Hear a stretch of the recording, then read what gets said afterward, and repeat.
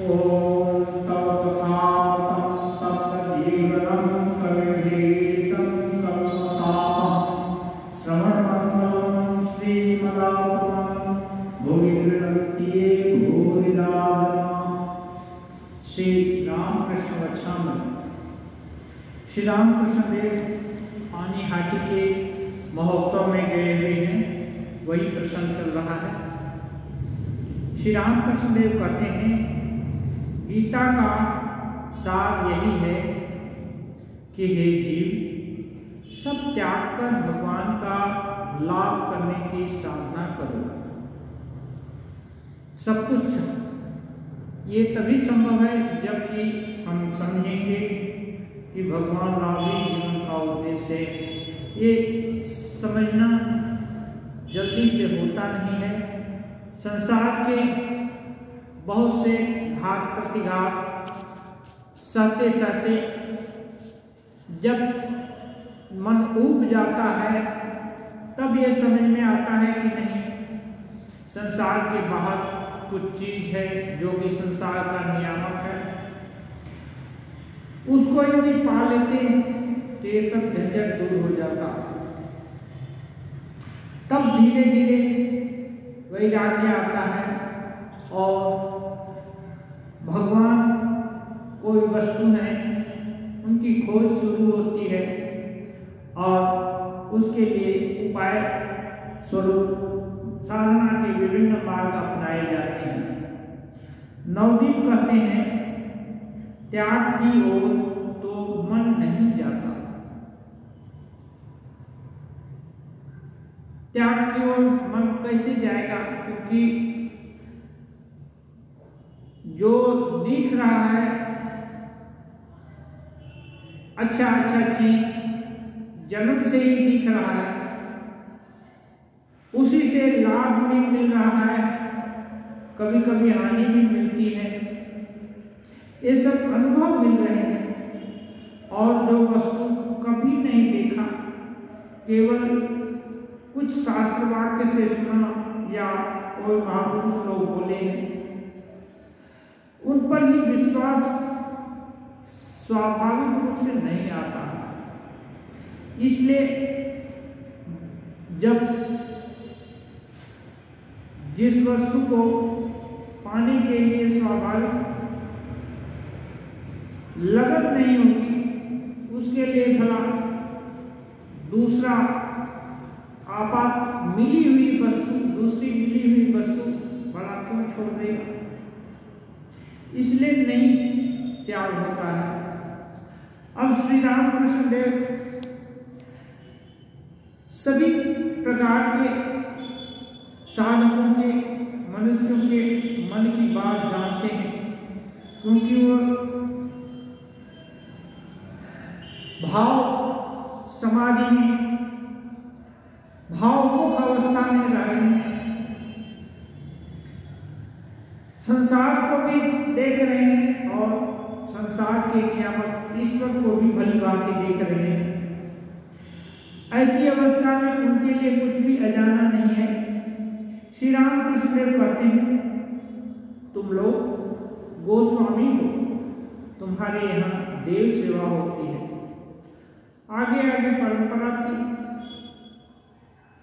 एक एक वंश के लोग, एक एक कुल के लोग, एक एक व्यवसाय या कार्य पद्धति के अनुसार सारा जीवन अपना खपा देते थे, सारा जीवन बिता देते थे उसी एक लक्ष्य के लिए। कोई व्यापार कर रहा है तो व्यापार ही, एक ही वस्तु का व्यापार और पुस्त दर पुस्त करते जा रहे हैं। कोई पढ़ा रहा है तो वो पुस्त दर पुस्त पढ़ाई में ही लगा हुआ है।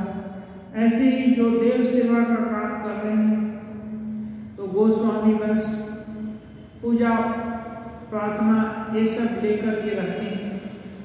तो देव मंदिर बहुत से निर्मित हो गए हैं, तो उनकी देखभाल तो करना होगा। तो कहते हैं, तुम्हारे यहाँ देव सेवा होती है, तुम्हारे यहाँ तुम्हारे संसार त्यागने पर काम नहीं चलेगा। अब देव मंदिर है, देव सेवा होती है, तो जो भी लोग संसार ताप से दग्ध लोग आते हैं उनके पास, देवी देवता के पास अपनी अर्जी लेकर के अपने दिल के सुख दुख निवेदन करते हैं। अब ये जगह भी ना रहे तो भला कौन कहाँ बोलने जाएगा। इसलिए इन देव मंदिरों की, देवी देवताओं की बहुत आवश्यकता है, इन विग्रहों की बहुत आवश्यकता है। इसलिए इनकी ठीक से सेवा पूजा न हो तो फिर इनका महत्व ही चला जाएगा। इसलिए तुम लोग को संसार त्याग करने से नहीं चलेगा, क्योंकि देव सेवा करनी होगी। कह रहे हैं ऐसा करने से देव सेवा कौन करेगा? यदि तुम लोग संसार को छोड़ दो तो देव सेवा कौन करेगा? क्योंकि तुम्हारे यहाँ कुल परंपरा से वंशगत पीढ़ी दर पीढ़ी देव सेवा का कार्य तुम करते आ रहे हो। तुम्हारे को देखकर दूसरे लोग भी देव सेवा का कार्य सीखते हैं। ये भला कौन करेगा? इसलिए तुम लोग मन से त्याग करो। अब जब मालूम हो गया भगवत वस्तु ही असल है, सत्य वस्तु है और वही शाश्वत है, तो उपाय नहीं है। बंधा हुआ है आदमी विभिन्न श्रृंखलों से, लेकिन मन को कोई नहीं बांध सकता है। मन खुद के ही बांधे पड़ता है, दूसरा कोई दूसरे के मन को नहीं बांध सकता है। या तो बहुत ऊंचे आध्यात्मिक पुरुष हों तो वो प्रभाव डाल सकते हैं, लेकिन वे भी सामान्य साधक के मन की गति को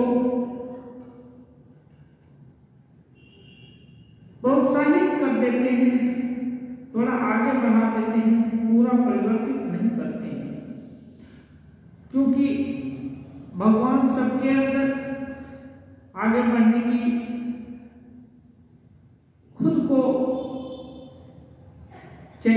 खुद के चैतन्य स्वरूप को अभिव्यक्त करने की सबके अंदर संभावना दी है। उस व्यक्ति की संभावना वैसे वैसे विकसित हो, इसलिए महापुरुष लोग ऐसा नहीं करते हैं। इसलिए ठाकुर बोलते हैं तुम लोग मन से त्याग करो। ईश्वर ही ने लोक शिक्षा के लिए तुम लोगों को संसार में रखा है। हम लोग नहीं जानते हैं ये पूरा विश्व ब्रह्मांड कैसे चल रहा है, लेकिन इतना तो हम जानते हैं कोई भी चीज हम लोग करते हैं, बनाते हैं, उसके रखरखाव का, उसके हिफाजत की बात हम लोग भी सोचते हैं। तो जो इतने निखिल ब्रह्मांड को बनाया है, भला वो नहीं सोचे होंगे कि इसका रखरखाव कैसा होगा। इसलिए वे विभिन्न तरह के लोग भी सृजन कर रखे हैं। इसलिए श्री राम कृष्ण देव कहते हैं तुम लोगों को संसार में इसलिए रखा है, तुम चाह कर भी संसार को छोड़ नहीं सकते। इसलिए कोशिश करो, मन से त्याग करो और इसको भगवत सेवा हिसाब से लो, तब ये तुम्हारी देव सेवा साधना के रूप में परिवर्तित हो जाएगी। श्री राम कृष्ण देव कहते हैं तुम 1000 संकल्प करो, त्याग नहीं कर सकोगे, पूरे सन्यासी नहीं हो सकोगे। उन्होंने तुम्हें ऐसी प्रकृति दी है कि तुम्हें संसार का कामकाज करना ही पड़ेगा, ऐसी प्रकृति दे दी है। उपाय नहीं है, रस्सी से बांध दिया गया है गला पशु का, ऐसे ही मनुष्य भी इस निखिल ब्रह्मांड का एक जीव है, उसको भी भगवान एक बॉडी से, एक स्वाधीनता की बॉडी दे दिए हैं अब बस उस डोरी को छुड़ा करके आगे नहीं बढ़ सकता। जब तक मुक्त न हो तब तक वो डोरी हर समय बंधी रहेगी। लेकिन श्री राम कृष्णदेव कहते हैं यदि छागल या पशु उस डोरी में बंध करके पूरा अच्छा से घास खा ले उस इलाके की, उसका पूरा सदुपयोग कर ले, तो गृह स्वामी उसकी रस्सी को बढ़ा देते हैं। तो यहाँ गृह स्वामी कौन है? यहाँ ईश्वर ही गृह स्वामी है। इच्छा की रस्सी को और बढ़ा देंगे और परिमार्जित परिष्कृत कर देंगे, और जब परिष्कृत हो जाएगी तो भगवान को पाने की भी तीव्र इच्छा हो सकती है। श्री कृष्ण ने अर्जुन से कहा, उदाहरण दे रहे हैं, जो बीती घटनाएं हैं उसको उदाहरण दे रहे हैं, क्योंकि कभी कभी मन नहीं मानता, क्यों भला ऐसा नहीं होगा। तो श्री राम कृष्ण देव कह रहे हैं, श्री कृष्ण अर्जुन से कहते हैं, श्री कृष्ण से अर्जुन कहते हैं युद्ध नहीं करूंगा। तो श्री कृष्ण कहते हैं यार तुम क्या कर रहे हो? इच्छा करने से ही तुम युद्ध से निवृत्त न हो सकोगे। तुम क्या सोचते हो तुम चाहो तुरंत युद्ध से विरत हो जाओगे? तुम्हारी प्रकृति तुमसे युद्ध कराएगी। तुम्हारे को क्षत्रियोचित वीरोचित भाव दिया गया है, ये भाव तुमको बैठने नहीं देगा। इसके कारण तुमको युद्ध करना पड़ेगा। तब युद्ध करना पड़ेगा तो क्या करना है?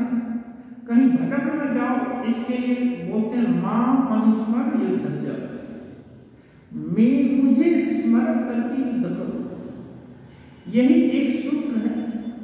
कोशिश लाख कोशिश कर रहे हैं तब भी आगे नहीं बढ़ पा रहा, दूसरा विकल्प नहीं सूझ रहा है। तो यही भगवान के शरणागत होना पड़ेगा कि हे भगवान तुम करा रहे हो, तुम हमको अवश्य करके रखो। मान लीजिए किसी को जेल में रख दिया जाए, भले ही कुछ भूल किया, अब वो जेल से निकल करके बढ़िया आदमी बनना चाहता है, तो तुरंत कोई मान लेगा? उसकी सजा तो उसको भुगतनी पड़ेगी, उसको कोई मान नहीं देगा। लेकिन वो चाहे तो जेल में रहकर ही अपने में सुधार लाना शुरू कर दे सकता है, क्योंकि मन के कारण ही बंधन है, मन के कारण ही मुक्ति है। मन एव मनुष्याणां कारणं बंध मोक्षयोः।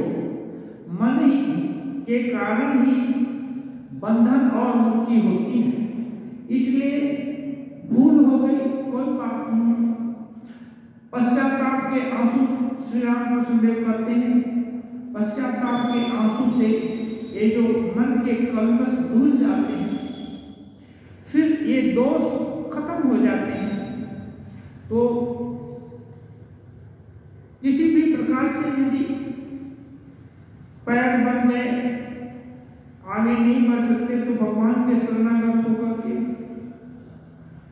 उस स्थान काल पात्र के अनुसार जो अधिकतम अच्छा व्यवहार हो वो करना चाहिए, और उसको ही ईश्वर इच्छा, ईश्वर के समर्पण बुद्धि से वो करना चाहिए। तब ये साधना हो जाएगी।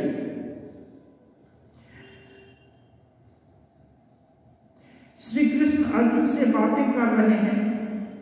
यह कहते ही श्री राम कृष्ण देव समाधिस्थ हो गए। हम लोग लीला प्रसंग में पढ़े हैं, जब श्री राम कृष्ण देव 12 साल साधना करने के बाद मोह उनको समाधि हो जाती है। कभी समाधि अवस्था में गिर पड़ जाते हैं तो उनको चोट भी लग जाती है, और महामाया की अचिंत्य शक्ति उनके द्वारा ईश्वर तत्व को जगत में प्रचारित करना चाहते हैं सबके कल्याण के लिए। अब भला शरीर नहीं रहेगा, शरीर माध्यम खलु धर्म साधना, अब शरीर नहीं रहेगा, धर्म साधना तो हो गई, अब प्रसाद वितरण कैसे होगा, उसका संधान दूसरे कैसे पाएंगे। इसलिए माँ का आदेश हुआ, तू भावमुख होकर रहो, भावमुखे थको, भावमुख में रहो। इसका मतलब जहाँ से ये द्वैत का भाव शुरू होता है और जहाँ से अद्वैत का भाव शुरू होता है, कहीं ना कहीं तो मीटिंग पॉइंट होता है। तो जहाँ से सभी भावों का एक तरह से निर्गुण निराकार का भाव और सगुण साकार का भाव, जहाँ से उसकी देहली पर उस वहाँ पर श्री राम कृष्ण है, इधर भी देख सकते हैं, उधर भी देख सकते हैं। जब तक तो जैसे ही सुने श्री कृष्ण अर्जुन को, जो नर सखा है, उनको ये अत्यंत जो इस युग के युगोपयोगी जो उपदेश को दे रहे हैं, जिससे जीवों का कल्याण हो सकता है। क्योंकि सभी लोग सन्यासी नहीं हो सकते हैं, सभी लोग पूरा त्याग कभी नहीं कर सकते हैं, इसलिए उनका मंगल के लिए भगवान व्यवस्था बता रहे हैं। ये सोच करके उनकी करुणा का याद स्मरण करके श्री रामकृष्ण देव तुरंत समाधि, उनको उद्दीपन होता है कृष्ण का, और वो सीन उनके सामने दिख पड़ती है, जो सीन कभी महाभारत में घटित हुई थी। होता क्या है, हम लोग की दृष्टि वो दो कदम आगे, 2 कदम पीछे है। ज्यादा हम लोग देख नहीं सकते और ज्यादा पीछे सोच भी नहीं सकते। बहुत सारी घटनाएं हम लोग के जीवन में घटी हैं, सब हर समय याद भी नहीं हो सकती। लेकिन जो समाधि लब्ध हो जाते हैं, जिनको भगवान का लाभ होता है, ऐसे पुरुष के लिए काल समय जो है सभी समय वर्तमान काल हो जाता है, और उनकी इच्छा के अनुसार ही काल का प्रवर्तन हो जाता है। वो चाहेंगे भूत की भी चीज इसी समय देख सकते हैं, अभी घटित हो रही है, भविष्य में जो घटने वाली चीजें हैं वो भी इसी समय देख सकते हैं। उनका ज्ञान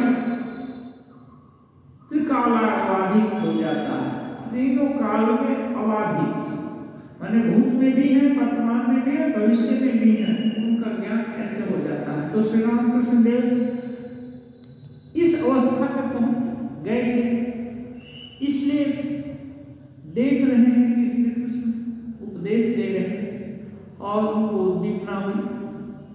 बात ही बात में सब अंग स्थिर हो गए। मास्टर महाशय बोलते हैं, जैसे ही मानो स्विच ऑफ हुआ, तुरंत अंधेरा हो गया, स्विच ऑन होते ही तुरंत चारों तरफ उजाला हो गया। तो सब अंग स्थिर हो गए, क्योंकि जो जगत का व्यवहार है यहाँ मन रहने के कारण ही होता है। जब मन यहाँ नहीं रहेगा तो प्राण भी बंद हो जाते हैं, श्री रामकृष्ण देव का वायु संचार भी बंद हो जाता है, और फिर समाधि में, अद्वैत निर्विकल्प समाधि में वायु भी नहीं चलती, कुंभक हो जाता है। तो सब अंग स्थिर हो गए, आंखें एक टक हो गई। हम लोग कभी कभी साधक लोग त्राटक करते हैं। त्राटक माने कोई ज्योति जला दिया और उसकी तरफ देखा और फिर आंख बंद करके उसको अपने अंदर देखने की कोशिश किया। ऐसे ही कोई मूर्ति भी ले लेंगे, किसी भी इष्ट देवता की सामने आंख से देखा और फिर उसको आँख बंद करके फिर भीतर में देखेंगे। बहुत देर तक एक टकटकी लगा करके यदि किसी मूर्ति को या फोटो को या किसी सीन को देखा जाए और फिर तुरंत आंख बंद करने से देखेंगे फ्रैक्शन ऑफ सेकेंड के लिए वो भीतर में वही चित्र दिखेगा।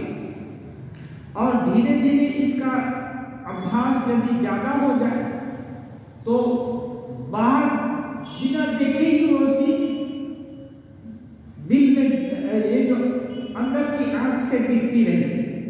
ये एक प्रयास है, ये दिल में देखना नहीं हुआ। दिल में यदि दिखे तो तुरंत ट्रांसफॉर्मेशन हो जाता है। ट्रांसफॉर्मेशन मीन्स दिलो दिमाग में परिवर्तन हो जाएगा। जैसे स्वप्न से उठता है आदमी, जाग जाता है तो जैसे पहले रहता है वैसे रहता है, लेकिन ये ऐसी अवस्था नहीं है। वो चीज बदल जाता है। लोहा यदि पारस पत्थर से छूट जाए तो वो सोना हो जाता है, बदल जाता है। देखने में वही आदमी रहेगा, सब कुछ वही रहेगा, वाणी भी उसका जो ट्यून है वही रहेगा, लेकिन भाव भीतर का सब कुछ बदल जाएगा, भीतर में चेंज हो जाएगा।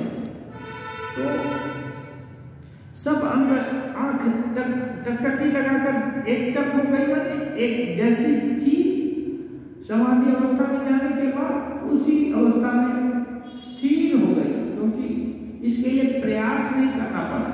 लेकिन सामान्य साधन हम लोग टकटकी लगा करके प्रैक्टिस करते हैं।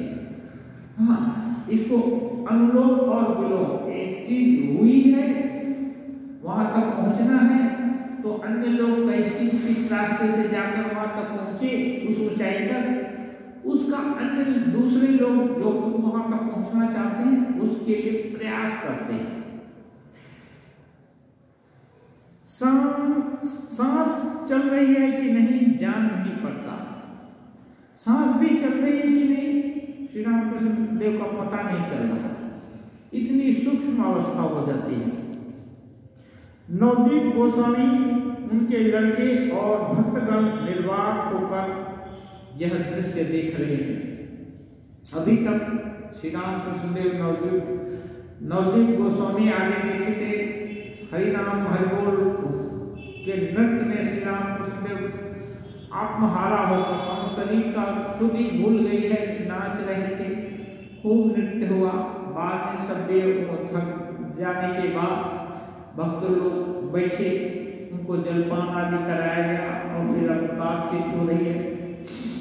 तो जैसे ही ये शारीरिक चेंज साधारण लोगों का कोशिश करने से भी चेंज नहीं होता, और कृष्ण अर्जुन का प्रसंग उठते ही इनके अंदर ट्रांसफॉर्मेशन हुआ और समाधि लग गई। इसको नवदीप गोस्वामी इन लोग कल्पना नहीं कर सकते, ऐसे आश्चर्य होकर के देख रहे हैं, उन और उनका बेटा और बाकी भक्त लोग भी देख रहे हैं। कुछ प्रतिष्ठ हो श्री रामकृष्ण देव नवदीप से कहते हैं, योग और भोग, तुम लोग गोस्वामी वंश के हो, तुम लोगों के लिए दोनों हैं। जो जगत का काम करने के लिए जैसे दे दिया गया, जैसे इनको अर्जुन को योग और भोग दोनों ही दिया गया है, क्योंकि राज्य काल भोग नहीं रहेगा तो राज्य काल कैसे देखेंगे।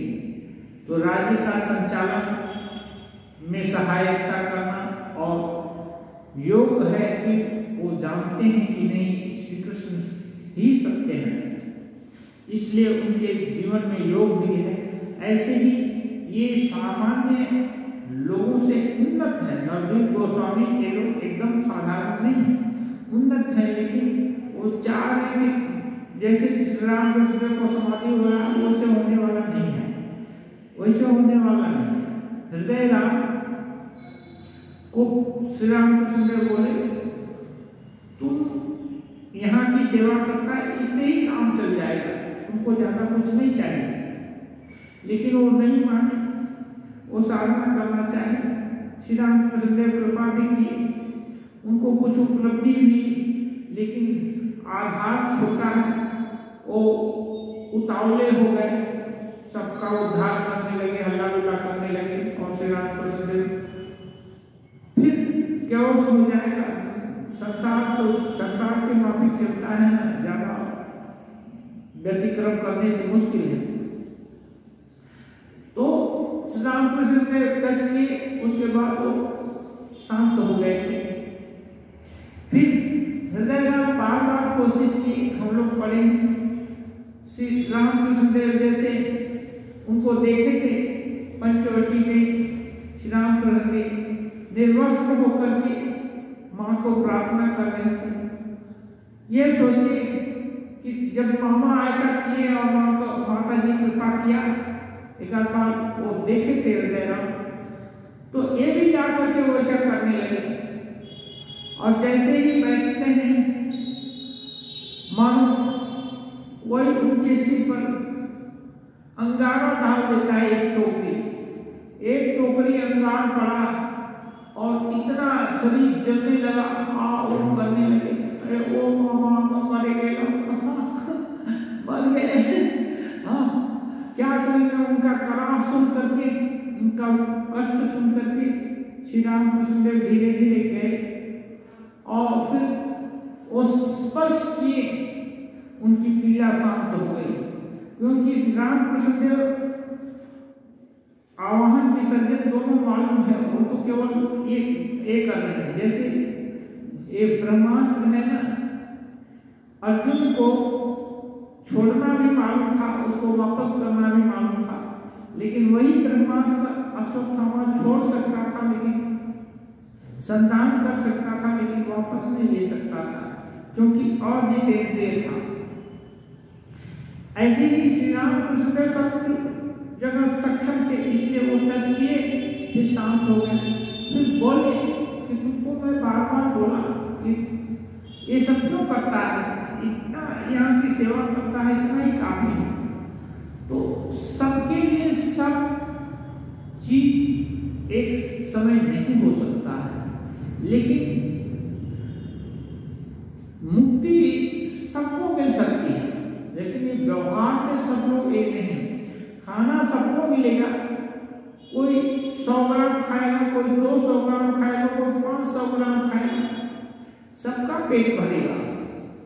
लेकिन अब 100 ग्राम वाला 500 ग्राम खा ले तो उसकी दुर्गति हो जाएगी, और उल्टा यदि 500 ग्राम जिसको चाहिए वो 50 ग्राम यदि मिल जाए तो उसका खाना नहीं खाने के बराबर ही हो जाएगा।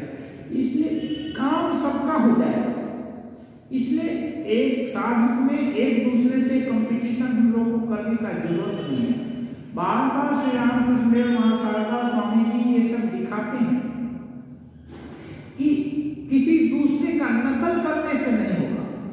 हम हमारा बंधन को काटना चाहते हैं, हमारी छोटी घटी हो सकती है, कोई नहीं, हम यही समुद्र में चला जाए, समुद्र के जल से लबालब बन जाए, इससे समुद्र ही हो गया, बड़ी घटी बनने का क्या जरूरत। लेकिन आदमी थोड़ा ना थोड़ा सामना करते और सोचते हैं, आपे से बाहर आ जाते हैं, सोचते हैं कि नहीं अब तो दूसरे को सरपास कर दिए, जैसा कि हृदय राम को हुआ था।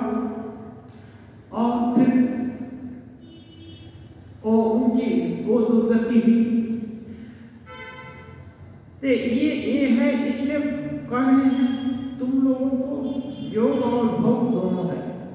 जो भगवान देते हैं उसमें से संतोष भी होना चाहिए। क्या है, हम लोग वर्तमान से एकदम असंतुष्ट रहते हैं। साधना करने में, उपाय अवलंबन करने में संतुष्टि नहीं होनी चाहिए। एक सांख्य कारिका है, सांख्य और योग दर्शन है। सांख्य में क्या है, केवल फिलॉसफी है, प्योर फिलॉसफी है। सांख्य फिलॉसफी पर ही योग बेस आधारित है, लेकिन योग में पूरा क्रिया है, करेंगे नहीं, केवल सोचते रहेंगे तो नहीं होगा। इसलिए अद्वैत वेदांती लोग भी योग साधना करते हैं, लेकिन आदर्श अद्वैत ज्ञान का रहता है। या योग साधना नहीं करना चाहे तो सेवा साधना करनी पड़ेगी। ये सेवा यज्ञ है। हाँ, बिना सेवा के, बिना योग के ये जो कर्म बंधन है ना, जो कर्म हम लोग किए हैं अच्छा बुरा, वो कटेगा नहीं। जब वो कुछ हद तक कट गया, अब अनुकूल वायु बहने लगी, श्री राम कृष्णदेव बोलते हैं जब अनुकूल वायु बहने लगी तब पाल उठा दिया, तब ज्यादा कुछ नहीं करना है और धीरे धीरे नौका गंतव्य स्थान की तरफ जाएगी।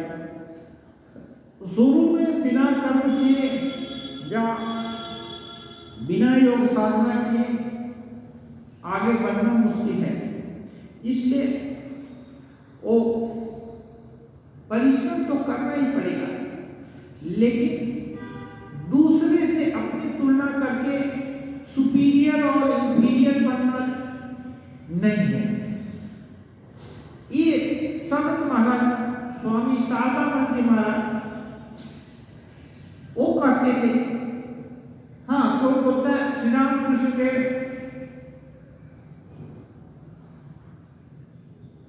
का वो फॉरमोस्ट शिष्य स्वामी जी उनको सेक्रेटरी बनाए थे, पूरा मठ मिशन का फर्स्ट सेक्रेटरी। उनको एक बेलूर मठ मंदिर है, उसके सामने ही एक था मिशन ऑफिस। वहां पर एक दारू पीने वाला आदमी, शरद महाराज उसको जानते थे, वो आकर शरद महाराज को प्रणाम करने लगा। मंदिर बगल में है, उधर नहीं गया, जैसे हम लोग को कोई उधर प्रणाम करता है, इधर नहीं आता है। उनको श्री राम कृष्ण को महत्व नहीं मालूम। वो बोलते हैं जाओ जाओ मंदिर में प्रणाम करो। वो बोलता है क्यों महाराज, आप ठाकुर के चेला हैं, आपको प्रणाम करने से तो हो गया, आप क्या कम है? तो वो बोलते हैं हाँ, बांग्ला में जानिस তিনি চাইলে তোমাকে আমার জায়গায় আমাকে তোমার জায়গায় বসিয়ে দিতে পারে। माने वे यदि चाहे तो तुमको मेरी जगह बैठा दे सकते हैं और मुझको तुम्हारी जगह बैठा सकते हैं। एक पतित आदमी उच्च आसन ग्रहण कर ले, ये तो उन्नति की बात है, ये तो अच्छी बात है, लेकिन एक महाउन्नत महामानव और दुरात्मा बन जाए, ये भी भगवान की इच्छा होने से हो सकता है।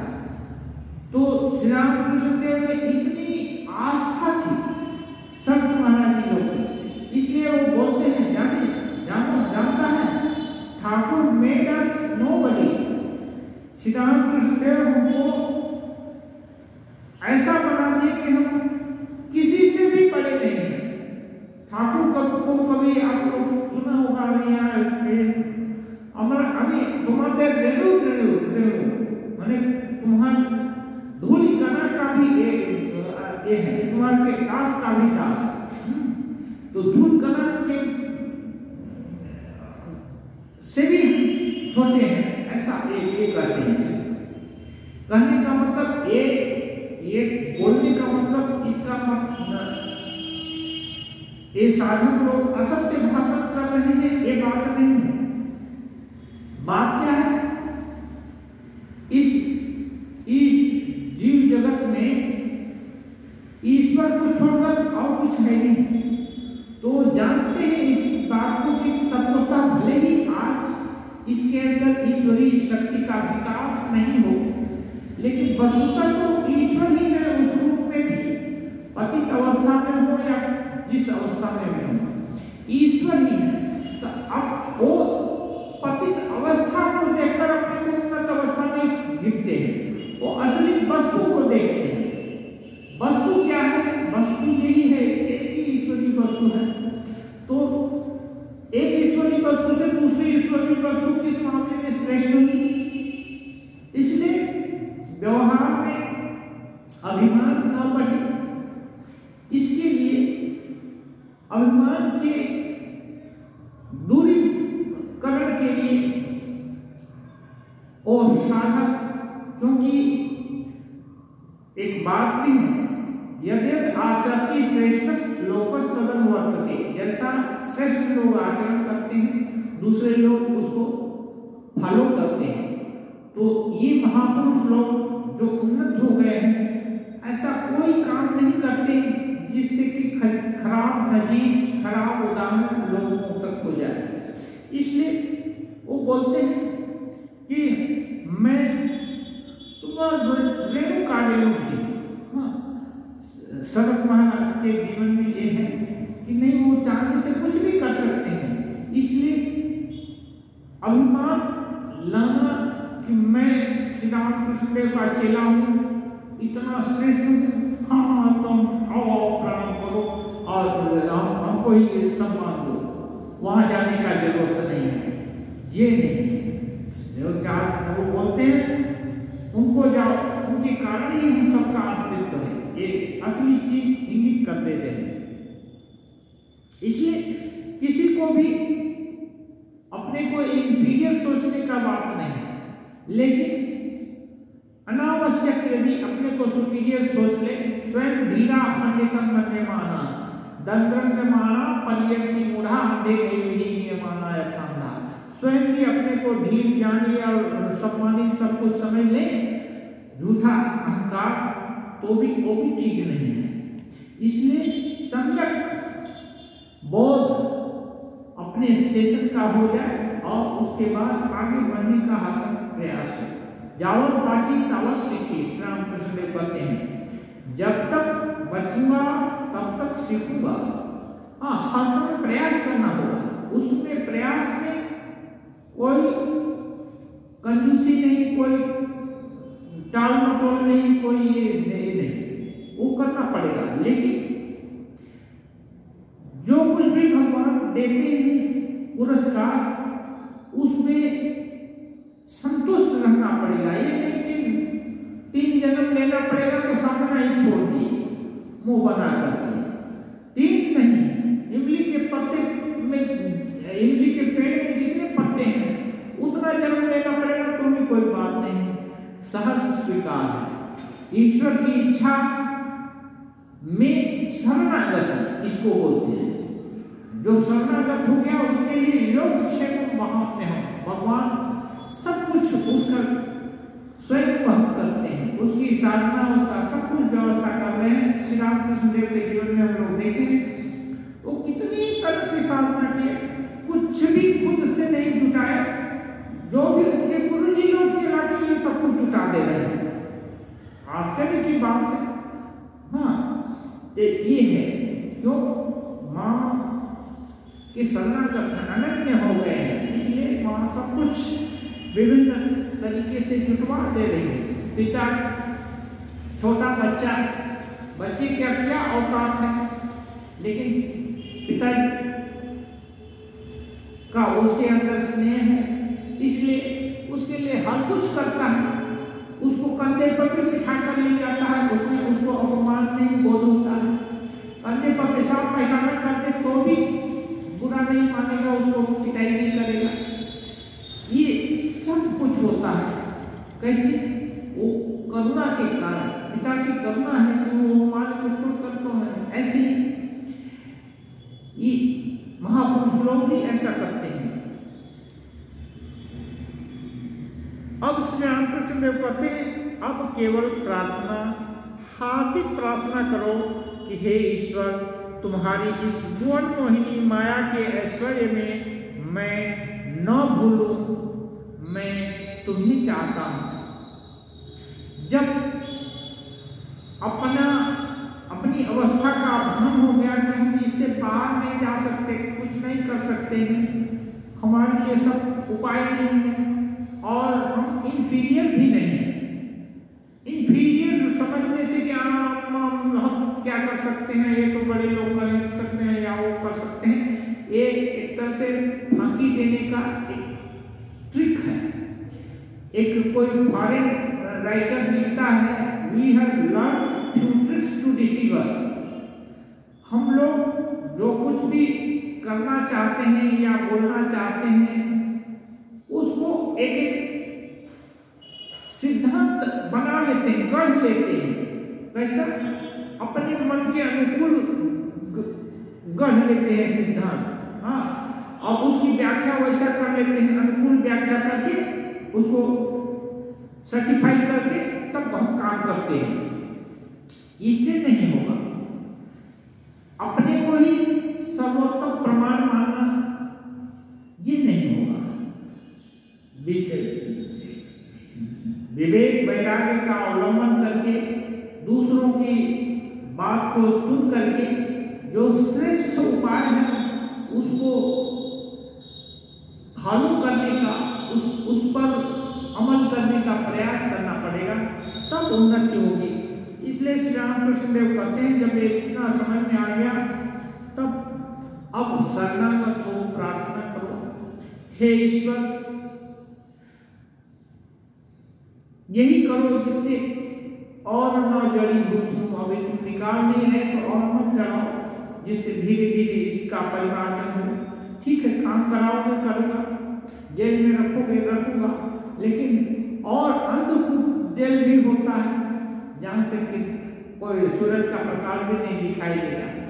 इतने घने जेल में देने का मत करो। इसलिए ऐसा व्यवहार करेगा तो जेलर भी वो लोग भी लीडर बना देता है, कैदियों का भी लीडर होता है। तो एक सौ सम्मान की जिंदगी हो गई। तो ऐसे ही भगवान यदि चाहें तो संसार में भी मुक्त भी कर दे सकते हैं। उनके लिए कोई मुक्ति देना कठिन चीज नहीं है, कुछ भी देना उनके लिए असंभव नहीं है, लेकिन वे देखना चाहते हैं कि पुकारता है कि नहीं। हाँ, एक गाना है ना, आड़ाल के सुने पाछे देखी लेना डाकिया, बंगला में गाना है। माँ पीछे से सुनती है छुप छुप करके कि देखे पुकारता है कि नहीं। यदि सामने आ गए तो पुकारना बंद हो जाएगा। हाँ, जो तुम वही नहीं, और क्या करना है। हाँ, इसलिए ठाकुर भी बोलते हैं यहाँ की बात अभी नहीं, अभी नहीं। लाडू महाराज बोले थे यहाँ की बात धीरे धीरे समझ में आ जाएगा। तुरंत भगवान सब कुछ दिखा देंगे तो प्रयास की जो फैकल्टी है वो डेवलप नहीं होगी, प्रयास नहीं होगा। इसलिए प्रयास में भी आनंद है, लगे रहेंगे। हाँ, जन्म जन्म जतन करेंगे, कोई बात नहीं है। आप चाहो या ना चाहो, हम आपको चाहेंगे। एक शेर है, कवि को बोले, तुम रमे उल्फत जिस तरह होगा निभाएंगे जरूर, तुम हमें चाहो न चाहो हम तो चाहेंगे जरूर। तुम हमको चाहो या मत चाहो, दुख दो या सुख दो, हम उसको बिता लेंगे, लेकिन हम तुमको चाहेंगे। जी है, ये हो जाने से अनन्यता आ जाती है। तो प्रार्थना करना पड़ेगा कि तुम्हारी भुवन मोहिनी माया में और मत जड़ाओ। जितना जड़ा दिए क्या करेंगे, उपाय नहीं है, इसका सह लेंगे, लेकिन और मत बढ़ाओ। ईश्वर तो सब प्राणियों में है। फिर भक्त किसे कहते हैं? श्री रामकृष्ण देव एक कहते हैं ईश्वर सब प्राणी में है। फिर भक्त किसे कहते हैं? अब बोलते हैं जो ईश्वर में रहता है, जिसका मन प्राण अंतरात्मा सब कुछ उसमें लीन हो गया है, उसको भक्त कहते हैं। भक्त का मतलब उनको मानना जानने का प्रयास कर रहा है, जिनका मन प्राण अंतरात्मा सब कुछ ईश्वर में लीन हो गया है, चाहे देखे या ना देखे, चाहिए तो वही चाहिए। जैसे नारद जी के मुख से उमा है, पहले पार्वती थी और वो उमा के रूप में जन्म हुआ, तो नारद जी के मुख से वो सुन लिया छोटी लड़की कि नहीं, इसका पति तो ऐसा होगा। सब निर्गुण बहुत सारा पति का वर्णन किए और उसको जो जो गुण का वर्णन किए, वो बोले कि ऐसा होने से तो सभी कुछ ही खराब होगा, लेकिन शिव जी के साथ यदि इसकी शादी हो जाती है तो ये सब लक्षण शिव जी में घटते हैं और वह ये दूषण न होकर ये सभी लक्षण भूषण हो जाएंगे। और नारद जी एक तो शिव जी का दर्शन नहीं कराते हैं, केवल बताए, लेकिन उनके वाक्य से इस छोटी सी लड़की के दिल में ऐसी भावना घर कर गई कि नहीं, गुरुजी जो बता रहे हैं अब वही करूंगी। हाँ, परंतु शंभु न तो रहूं कुमारी, एक ठान लिया कि अब और कोई ऑप्शन नहीं रहेगा, कोई विकल्प नहीं रहेगा, शिव जी को ही चाहिए और किसी को नहीं चाहिए एकदम। तो जिसका जिस पर सत्य स्नेह रहता है, जाकर यहीं पर सत्य स्नेह हो, जिसका जिस पर सत्य स्नेह है वो जरूर निश्चित उसको मिलेगा। तो इसलिए शिव जी की प्राप्ति हुई उनको। तो ये ऐसे लोग को भक्त करते हैं, पूरा ऐश्वर्य देखा नहीं, समझा नहीं, जाना नहीं पूरा, फिर भी मान लिया और मान करके जितनी भी अपनी एनर्जी है, जो जितना समझ है उतना ही तो देगा ना, वो सब कुछ ईश्वर के लिए लगा दिया। तो ऐसे को भक्त कहते हैं। भक्त होना इतना आसान नहीं है। ये चालू भाषा में हम बोलते हैं हमारा भक्त, हम लोग भक्त हैं, भक्त होना इतना आसान है।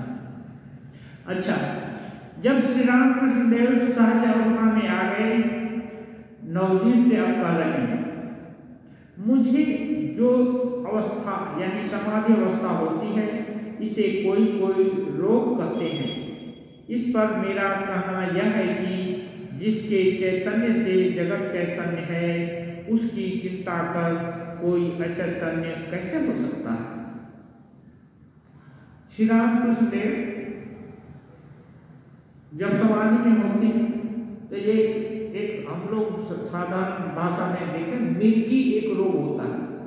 अब मिर्गी के जैसा ही है, मिर्गी में भी आदमी बेहोश जैसा हो जाता है, एक बहुत स्तर का सिम्टम होता है, अनकॉन्शियस हो जाता है, कभी शॉक लगने से भी अनकॉन्शियस हो जाता है, बहुत चोट लगा या कोई खराब सूचना मिल गई और गिर जाता है।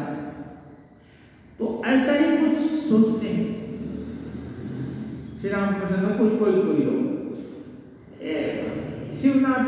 शिवनाथ शास्त्री बोले थे, तो श्री रामकृष्ण देव कहते हैं मैं उनकी चिंता करके समाधि मग्न होता हूँ, उनके चिंतन में डूब जाना ही समाधि है। जिनके चैतन्य से सारा जगत चैतन्यमान है, हाँ, भला उनका चिंतन करने से कोई अचैतन्य हो सकता है? शिवनाथ शास्त्री को बोले और चुप रह गए। क्या कहें? मणि से अभ्यागत ब्राह्मणों और वैष्णवों को विदा कर रहे हैं। उनकी मर्यादा के अनुसार किसी को 1 रुपया, किसी को 2 रुपये विदाई देते हैं। श्री रामकृष्ण को 5 रुपये देने आए। आप बोले, आप माने श्री रामकृष्ण देव कहे, मुझे रुपए न लेने चाहिए। श्री रामकृष्ण देव बोले, रुपया मुझे नहीं लेना चाहिए, तो भी मणिसेन नहीं मानते। तब श्री रामकृष्ण ने कहा, यदि रुपए दोगे तो तुम्हें तुम्हारे गुरु की शपथ है। अब ये शपथ देने का मतलब कि ये तुम तुम्हारे गुरु की अवज्ञा कर रहे हो। हाँ, इसलिए मणिसेन इतने पर भी देने आए। तब श्री रामकृष्ण ने अधीर होकर मास्टर से कहा, हाँ क्यों जी, लेना चाहिए। मास्टर ने बड़ी आपत्ति करते हुए कहा, जी नहीं, किसी हालत में न लें। मणिसेन के घर वालों, क्योंकि ये श्री रामकृष्ण के स्वभाव में नहीं था। त्यागी सम्राट है श्री रामकृष्ण देव। त्याग माने क्या? भगवान के लिए सब कुछ छोड़ देना। दूसरों के लिए रुपए का मूल्य है। श्री रामकृष्ण देव के लिए जैसे टाका वैसे माटी, जिसे हम मिट्टी का मूल्य है उतना ही रुपए का मूल्य है। वो जैसे साधारण एक ढेला मिट्टी लोग तुच्छ समझते हैं, ऐसे ही वो सारा भूमंडल का धन भी तुच्छ ही समझते हैं, क्योंकि वो इसके पार की चीज चैतन्य स्वरूप को देख चुके हैं। मणिसेन के घर वालों ने तब आम और मिठाई खरीदने के नाम पर राखाल के हाथ में रुपए दिए। राखाल को दे दिया कि आम और मिठाई खरीद लेना। श्री रामकृष्ण मास्टर से, मैंने गुरु की शपथ दी है, अब मैं मुक्त हूँ। राखाल ने रुपए लिए हैं, अब वह जाने। अब क्या करेंगे? हाँ, श्री रामकृष्ण देव नहीं लेना चाहते, फिर भी अभी राखाल छोटा लड़का है, हमें उसको ये कर दिया लोग। हाँ, अब श्री रामकृष्ण देव उनको ज्यादा नहीं डांटे, वो बोलते हैं अब वो जाने।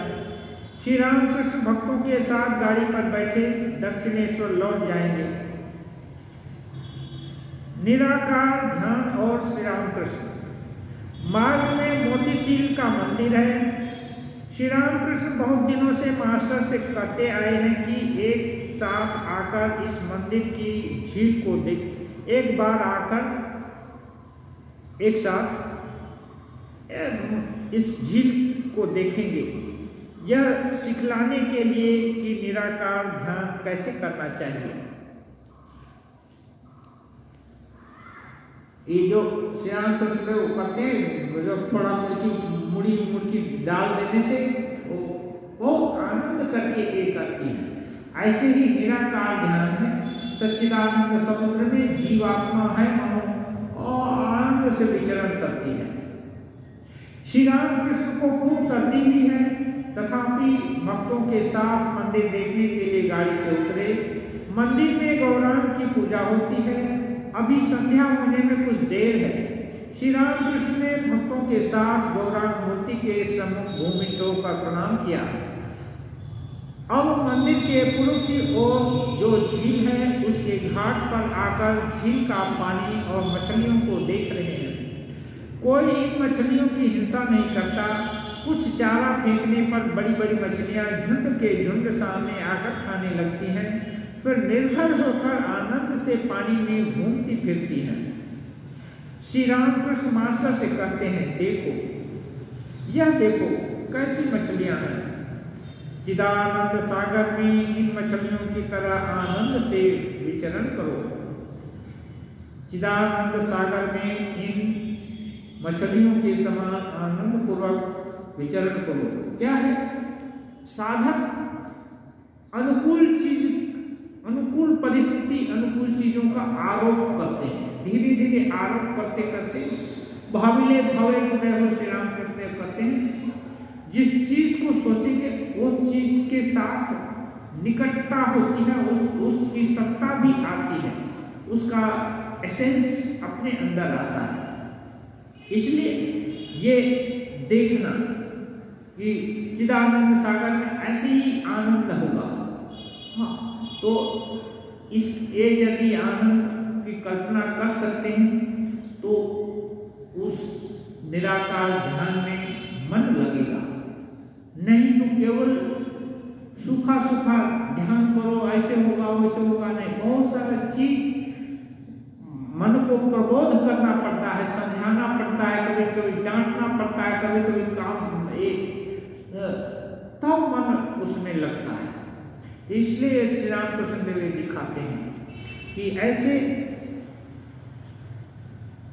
इतना आनंद होगा, इसकी कल्पना कर सकते हैं कि मछलियां कितनी थोड़ी सी मुर्गी पाकर के कितनी आनंद से उछल कूद कर रही हैं, घूम रही हैं, तैर रही हैं, देखने में बहुत अच्छा लगता है।